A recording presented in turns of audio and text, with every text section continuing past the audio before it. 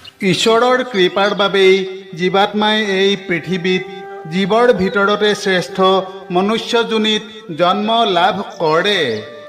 কিন্তু মানুহ হিচাপে জন্ম লাভ কৰাৰ পাছত বহুতেই এটা সাধাৰণ জীৱন ব্যতীত কৰি কিছুদিন দৈহিক সুখ ভোগ কৰাৰ পাছত এদিন মৃত্যুবৰণ কৰে। বহু মানুহে দৈহিক পাৰ্থিৱ সুখ ভোগ কৰিয়েই নিজকে সুখী যেন অনুভৱ কৰে। তেওঁলোকে ভাল খাদ্য ভোজন কৰা, ভাল ঘৰত বাস কৰা, ভাল বস্ত্ৰ আভূষণ পৰিধান কৰা এইবোৰকেই জীৱনৰ সুখ বুলি গণ্য কৰে।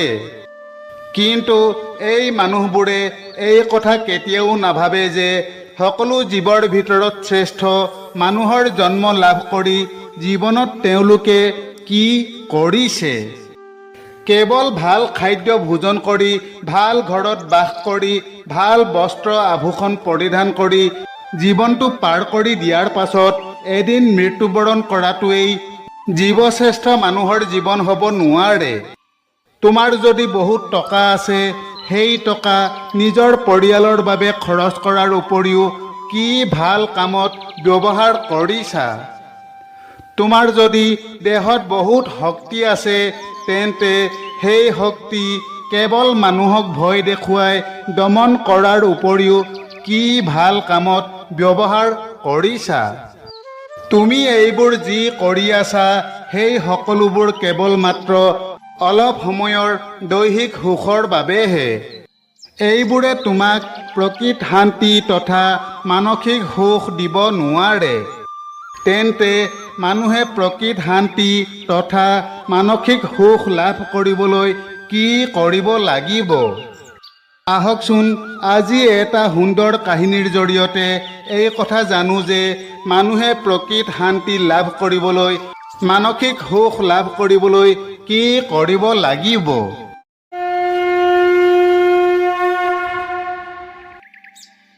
বহুদিন আগতে লুইচ নামৰ এজন ধনী ব্যৱসায়ী আছিল। লুইচৰ এগৰাকী সুন্দৰী পত্নী আৰু এটা পুত্ৰ সন্তান আছিল। লুইছে অগাধ ধন সম্পত্তি উপাৰ্জন কৰিছিল। তেওঁ সুন্দৰ অট্টালিকাত বাস কৰিছিল, বিলাসী গাড়ীত ভ্ৰমণ কৰিছিল, ভাল ভাল খাদ্য ভোজন কৰিছিল আৰু দামী আৰু সুন্দৰ বস্ত্ৰ আভূষণ পৰিধান কৰিছিল। ব্যৱসায়ৰ কামত তেওঁ কেতিয়াবা বিভিন্ন দেশলৈও গৈছিল।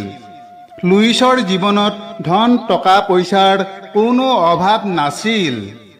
লুইছে নিজৰ লগতে পৰিয়ালৰ মানুহৰ বিলাসী জীৱনৰ বাবে বহু ধন খৰচ কৰিছিল। আৰু যেতিয়া সময় সুবিধা পায় তেতিয়া লুইচ মন্দিৰলৈও গৈছিল আৰু ভগৱানৰ ওচৰত প্ৰাৰ্থনা জনাইছিল। এদিন মন্দিৰত গৈ প্ৰাৰ্থনা কৰাৰ পাছত লুইচ বহু সময় ধৰি তাত অকলে বহি থাকিল। তেনেতে মন্দিৰৰ পুৰোহিতজন আহি তেওঁক সুধিলে, হে পুত্ৰ, তুমি ইয়াত কিয় অকলে বহি আছা? তোমাৰ কিবা সমস্যা হৈছে নেকি? তেন্তে মোক কোৱা। লুইছে ক'লে, হে মহাত্মা, মই অলপ চিন্তাত পৰিছোঁ। মোৰ মন কিবা কাৰণত অশান্ত হৈ পৰিছে। কিন্তু কিয় এনে হৈছে মই সেইটো বুজিব পৰা নাই। মই এজন ধনী মানুহ, ব্যৱসায়ৰ কামত সদায় ব্যস্ত হৈ থাকোঁ। মোৰ টকা পইচাৰ কোনো অভাৱ নাই। মই এটা সুন্দৰ অট্টালিকাত বাস কৰোঁ, বিলাসী গাড়ীত ভ্ৰমণ কৰোঁ, ভাল খাদ্য ভোজন কৰোঁ। তথাপি মোৰ মন অশান্ত হৈ থাকে। হে প্ৰভু, অনুগ্ৰহ কৰি আপুনি মোক এটা সমাধান দিয়ক। কি কৰিলে মোৰ মনটো শান্ত হ'ব? তেতিয়া পুৰোহিতজনে লুইচক ক'লে, হে পুত্ৰ, তুমি জীৱনত বহুত ধন উপাৰ্জন কৰিছা।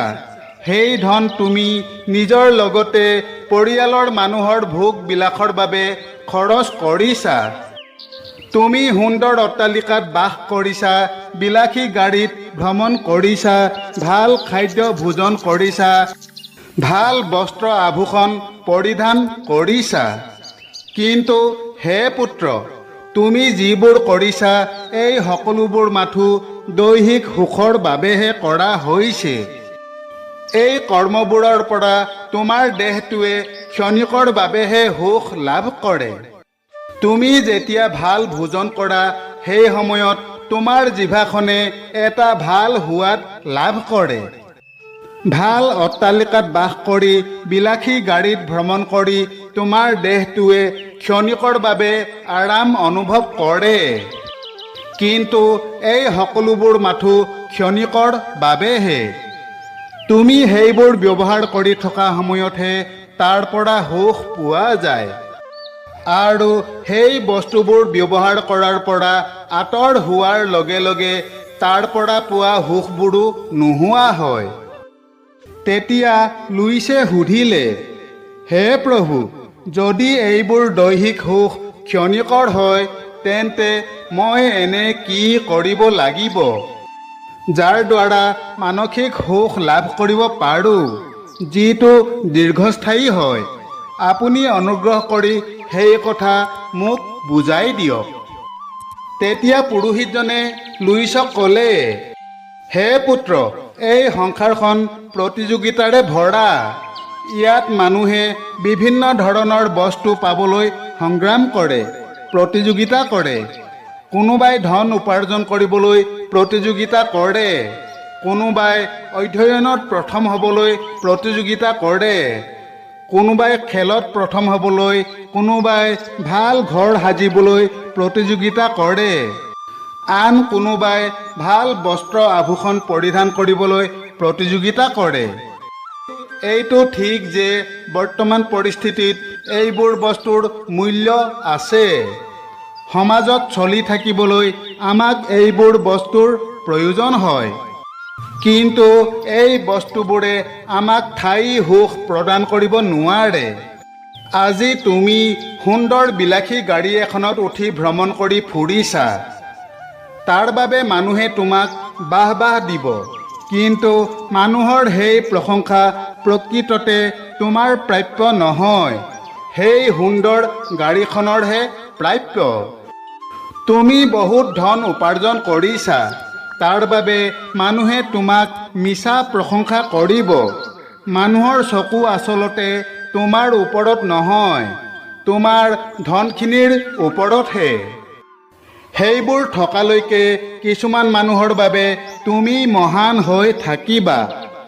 সিহঁতৰ চকুত তুমি ডাঙৰ মানুহ, কিন্তু তোমাৰ বিলাসী গাড়ীখন অথবা তোমাৰ ধনখিনি কালিলৈ তোমাৰ ওচৰত নাথাকিবও পাৰে, আৰু তেতিয়াই তুমি মানুহৰ ওচৰত অসাৰ হৈ পৰিবা। সিহঁতৰ ওচৰত তোমাৰ মূল্য নোহোৱা হৈ পৰিব। গতিকে তুমি এনে কৰ্ম কৰিব লাগিব যাৰ দ্বাৰা মানুহৰ চকু তোমাৰ ধন সম্পত্তিৰ ওপৰত নহয়, তোমাৰ ওপৰত আবদ্ধ হ'ব, যাৰ বাবে তুমি সমাজত এজন বিশেষ ব্যক্তি হৈ পৰিবা।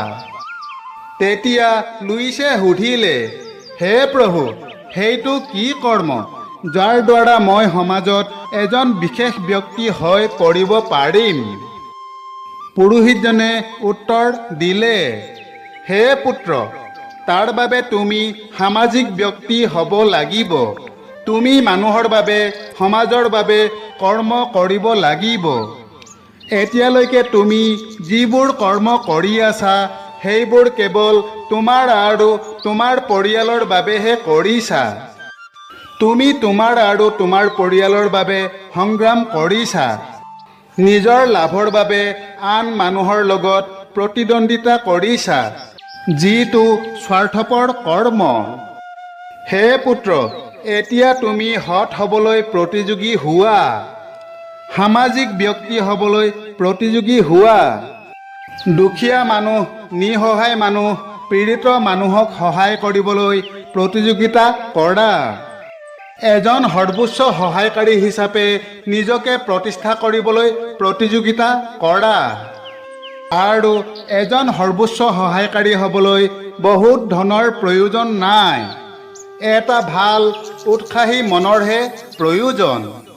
যেতিয়া তুমি এই কৰ্ম কৰিবা আৰু এই কৰ্মপথত বহুদূৰ আগবাঢ়ি যাবা, তেতিয়া তুমি সেই সুখ অনুভৱ কৰিবা, যি সুখ তুমি ভাল খাদ্য ভোজন কৰিলে অথবা বিলাসী গাড়ীত ভ্ৰমণ কৰিলেও লাভ কৰিব নোৱাৰা।